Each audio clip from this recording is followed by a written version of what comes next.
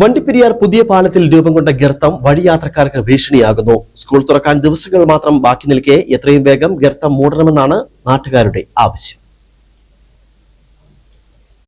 വണ്ടിപ്പെരിയാർ പുതിയ പാലത്തിന്റെ അപ്രോച്ച് റോഡിന്റെ ഒരു ഭാഗത്താണ് വലിയ ഗർത്തം രൂപപ്പെട്ടിരിക്കുന്നത്. മഴയെ തുടർന്നുണ്ടായ മണ്ണൊലിച്ചിലാണ് ഇതിന് കാരണം എന്നാണ് പ്രാഥമിക നിഗമനം. എന്നാൽ ഇവിടെ പെരിയാർ നദിയിലെ വെള്ളത്തിന്റെ വേഗത കണ്ടെത്തുന്നതിനായി ഉള്ള മെഷീൻ സ്ഥാപിച്ചിരുന്ന പടുത ഉപയോഗിച്ചുകൊണ്ട് ഗർത്തം മൂടിയിട്ട നിലയിലുമായിരുന്നു. തുടർന്ന് നാട്ടുകാർ നടത്തിയ പരിശോധനയിലാണ് റോഡിന്റെ ഒരു ഭാഗം കോൺക്രീറ്റ് പൊളിഞ്ഞു വരുന്നത് കാണുന്നത്. അധികകാലം പഴക്കമില്ലാത്ത പാലത്തിന്റെ അപ്രോച്ച് റോഡിന്റെ വലിയ ഗർത്തം രൂപപ്പെട്ടത് ആശങ്കയ്ക്ക് ഉളവാക്കുകയും ചെയ്യുന്നതായി നാട്ടുകാർ പറഞ്ഞു. ഇത് നമ്മുടെ 2015 ഉണ്ടാക്കിയ ഒരു പുതിയ പാലമാണ്. ആ പാലത്തിന്റെ ഒരു സൈഡാണ് ഈ ഭാഗം. അതിന് ഒരു കൊച്ചു പിള്ളേർ സ്കൂൾ തുറക്കാറായി. പിള്ളേരൊക്കെ നടന്നു പോകുന്ന സ്ഥലമാണ്.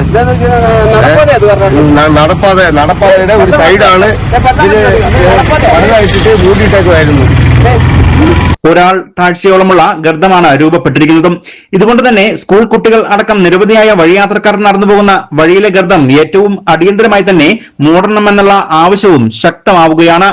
News bureau, Vandiperiyar.